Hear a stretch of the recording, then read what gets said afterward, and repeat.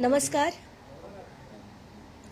पार्थ पवारांना clean chit मिळाली अशी बातमी आज सगळ्या माध्यमांनी चालवली. मला माध्यमांना पहिला प्रश्न विचारायचा आहे की ही बातमी किंवा हा अहवाल तुमच्यापर्यंत आला होता का, आणि तो येण्याआधी तुम्ही ही बातमी कशी चालवली? कारण हा अहवाल अजून आलेलाच नाही. मी पूर्ण माहिती घेतली आहे. अजून हा अहवाल रिलीज झालेला नाही.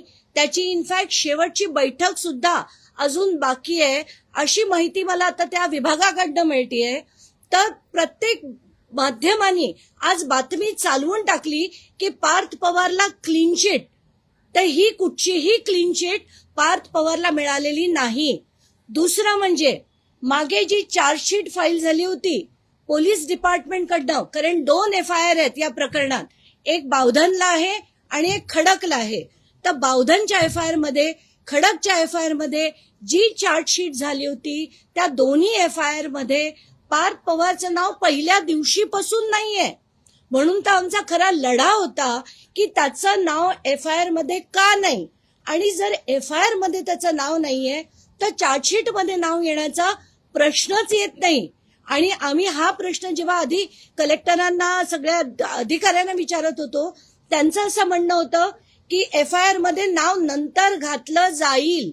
तर म्हणून आत्ताच्या घटनेला जी चौकशी चालू आहे, चौकशी पूर्ण झालेली नाही. आत्ताच्या घटनेला शीतल तेजवानीला बेल मिळू नये म्हणून एक चार्जशीट फाईल झाली होती, आणि त्या चार्जशीट फक्त सीमित शीतल तेजवानी पुरतीच होती. त्याच्यात पार्थचं नाव येण्याचा प्रश्नच उठत नाही. म्हणून मला माध्यमांना विनंती आहे की चुकीच्या बातम्या देऊ नका. पूर्ण महाराष्ट्रात झालंय की पार्थ पवारला क्लीन चिट, पार्थ पवारचं नाव चार्जशीट मध्ये नाही, असं होऊच शकत नाही. आणि आता म्हणूनच मी ते पूर्ण एक प्रिंट आउट काढलंय, तो प्रिंट आउट द्या. हा पॉवर ऑफ अटॉर्नी आहे. शीतल तेजवानी, शीतल तेजवानी आणि पार्थ पवार यांच्यामध्ये झालेलं पॉवर ऑफ अटॉर्नी आहे. याच्यात प्रत्येक पानावर त्यांचं नाव आहे, प्रत्येक पानावर. इतकंच नाही तर याच्यात पार्थ पवारचा फोटो, त्याच्यावर शिक्का, त्याच्यावर त्याची सही. हे बघा, सगळ्यांनी झूम इन करून दाखवा. पार्थ पवारचा फोटो, त्याच्यावर त्याची सही, शिक्का, खाली विटनेसची सही, आणि हा जो विटनेस आहे त्याचा इतर कंपन्यांमध्ये त्याच्याबरोबर डायरेक्टर आहे. इतकंच नाही तर हे नोटराइज्ड आहे. याच जमिनीचा व्यवहार पार्थ पवारनी शीतल बरोबर केलेला. ही पॉवर ऑफ अटॉर्नीची कॉपी सुद्धा मी खारगे समितीला दिली आहे. म्हणून खारगे समिती त्यांना याच्यातनं बाहेर काढूच शकत नाही, आणि काढलं तर खारगे समितीला मी धारेवर धरणार आहे. आणि एवढंच नाही तर हायकोर्टापर्यंत याच्या विरुद्ध मी लढा देणार आहे. आताच्या घटनेला या ज्या ज्या गोष्टी आहेत त्या महाराष्ट्र समोर यायला हव्यात.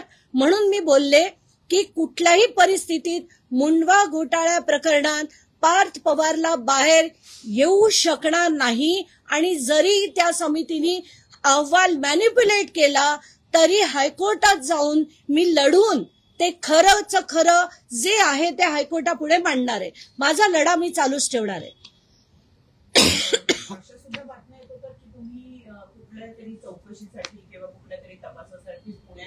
नाही, आता रोज नवीन नवीन बातम्या. आज सकाळी मी उठण्याच्या आधी मला 25 मेसेजेस आले होते.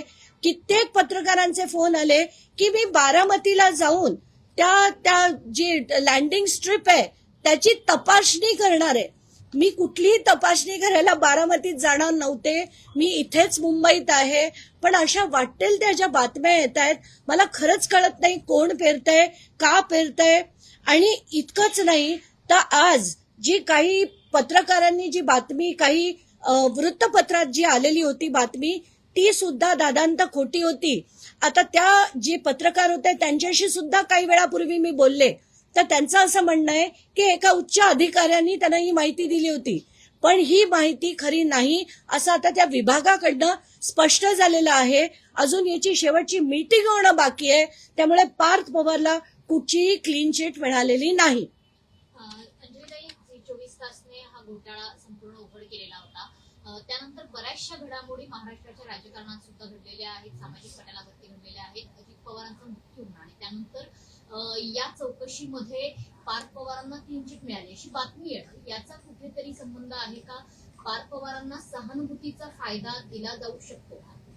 नाही, मला असं वाटतं की या सगळ्या गोष्टींना अतिशय संवेदनशील आहेत आणि ह्याच्यात जो मृत्यू झाला, आता जे अजित पवार गेले त्यांच्या विरुद्ध माझ्या एवढं तर महाराष्ट्रात कोणीच लढलं नसेल.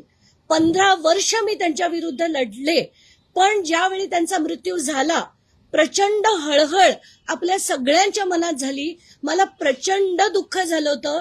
2 दिवस सुचत नव्हतं की हे काय झालं, कसं झालं. पण त्यानंतर अमुक जी माहिती मिळत गेली, अनेक शंका उपस्थित झाल्या होत्या, त्याच्यातनं सुद्धा मी बरीच माहिती घेण्याचा सध्या प्रयत्न करते. ही माहिती बाहेर आल्यावर मी सांगेनच. पण आत्ताच्या घटनेला दुःख एवढं होत आहे की एवढी त्यांची जवळची माणसं, घरातली माणसं आणि त्यांच्याबरोबर पक्षात काम करणारी माणसं, ही इतकी जवळची त्यांच्या बरोबर रोज काम करत असताना यांना दुःख का झालं नाही, यांना घाई का झाली, हा जो महाराष्ट्राच्या सगळ्या जनतेला प्रश्न पडलाय की हिंदू धर्मात किंवा महाराष्ट्राच्या संस्कृतीत असं होत नाही. आणि आज जो या शपथविधीमुळे गेलेला महाराष्ट्रातला सोशल मेसेज आहे की घरातलं व्यक्ती गेलं तरी कामकाज चालू ठेवायचं असतं, हा जो एक सोशल चुकीचा मेसेज गेलाय महाराष्ट्रात, याची खंत वाटते. एवढंच आत्ता मला बोलायचं. जिल्हा परिषदेच्या निवडणुकांचा प्रचाराचा शेवटचा दिवस आहे. रोहित पवार यांनी सुद्धा अजित पवारांना जर सद्भावना किंवा श्रद्धांजली द्यायची असेल तर त्यांचे विचार पुढे न्यायचे असेल तर मतदान योग्य पद्धतीनं करा, ही श्रद्धांजली असेल अशा पद्धतीचं ट्विट केलेलं आहे. एकूणच आजच्या पेपरमध्ये आलेल्या या बातम्या आणि निवडणुका याचा काही संबंध आहे का असं तुम्हाला वाटतं का? त्या अनुषंगानं या बातम्या दिल्या गेल्या असतील. मला एकच फक्त गोष्ट मांडायची आहे की याच्यात भाजपने एका दगडात 2 पक्षी मारले. एक म्हणजे त्यांनी राष्ट्रवादीत परमनंट फूट पाडली आणि दुसरं म्हणजे त्यांनी आत्ताच्या झेडपीच्या निवडणुकीत जो राष्ट्रवादी पक्षाला जो आपलेपणा आपुलकी मिळाली असती किंवा जो सॉफ्ट कॉर्नर लोकांचा मिळाला असता तो आता मिळेल की नाही. कारण महाराष्ट्रात सगळी लोक प्रचंड प्रमाणात चिडलेली आहेत की यांना इतकी काय घाई झाली होती, असं असंख्य लोक म्हणताना दिसत आहेत.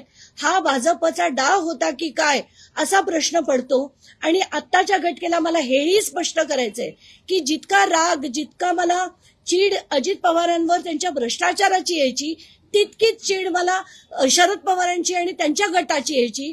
त्यामुळे मला कोणाबद्दलही सिंपती नाही, पण राजकारण इतक्या खालच्या दर्जाला जाईल हे मात्र पटत नव्हतं. पण आता भाजपने ते सिद्ध करून दाखवलंय की राजकारण आता कुठच्याही पातळीवर जाऊ शकतं.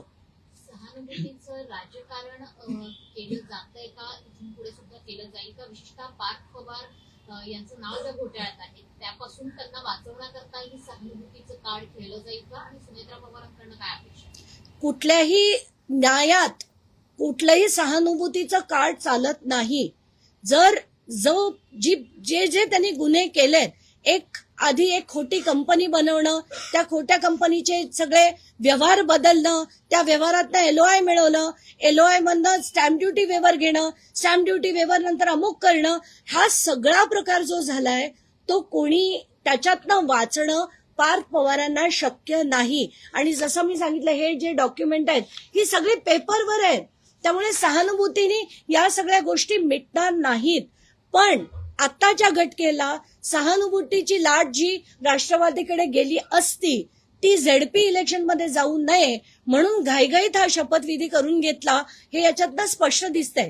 कारण कुठेतरी ह्या मंडळीने त्याच्यातले जे नावाजलेले आहेत, सुनील तटकरे, प्रफुल्ल पटेल आणि छगन भुजबळ, हे एका पायावर भाजपमध्ये कधीही जायला तयार आहेत.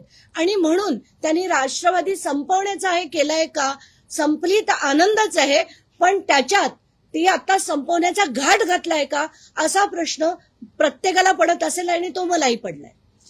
यापूर्वी अजित पवार होते, आता अजित पवारांच्या जागी त्यांच्या पत्नी सुनेत्रा पवार आहेत. अजित पवार केलेली होती की पार्थ पवारांच्या या घोटाळ्यासंदर्भात त्यांनी ठाम भूमिका द्यावी, स्पष्टता द्यावी. सुरुवातीला त्यांनी वक्तव्य बदललेली होती.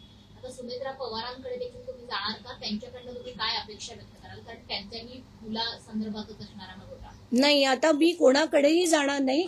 कारण आता फक्त मला असं वाटतं, जर खारगे समितीचा अहवाल आला, या समित्या बनवणं खरं तर बंद केलं पाहिजे महाराष्ट्रात.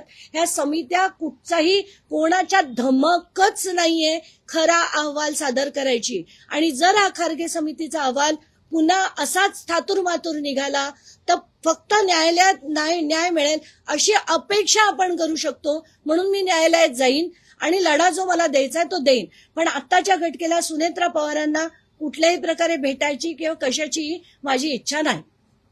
तुम्ही चंद्रशेखर बावनकुळे यांची देखील भेट घेतली होती. तुम्ही पुन्हा त्यांची हा अहवालाची प्रत तुमच्याकडे आला, त्याच्याकडे जाणार. तुम्ही म्हणताय की मी ते न्यायालयात जाईल, पण त्यांच्या आधी तुम्ही बावनकुळेकडे जाणार का, त्यांची चर्चा करणार का? नाही, आता बावनकुळेंनीच जी जाहीर केलेली होती, मुख्यमंत्री आणि बावनकुळे यांच्याकडनंच खारगे समिती ही जाहीर झाली होती आणि ही चौकशी करणार होती. आता चौकशीचा अहवाल जर पार्थला खरंच क्लीन चिट मिळाली येत्या मंगळवारी किंवा बुधवारी, जेव्हा पण तो अहवाल रिलीज होईल तेव्हा, तर मात्र त्यांच्याकडे जाऊन उपयोग नाही. मग फक्त न्यायालयात मी जाणार. हा अहवाल सादर व्हायला मुदतवाढ केली गेली होती. 8 दिवसांची मुदतवाढ पुन्हा मिळते आहे. मुदतवाढीवर मुदतवाढ केली जाईल का? त्या संदर्भात काही तुम्ही भूमिका घेणार? नाही, आता 3 महिने त्यांना सतत मुदतवाढ मिळाली, या ना त्या कारणाने दिली गेली. आता पुन्हा 8 दिवस जर त्यांना मुदतवाढ मिळाली असेल, असो. आत्ताच्या घटकेला बोलून उपयोग नाही, कारण शेवटच्या टप्प्यात आहे असंही मला कळतंय. तर आत्ताच्या घटकेला मी त्याची वाट बघेन. आल्यानंतरच कोर्टात जाण्याचा मार्ग मोकळा होईल. थँक्यू.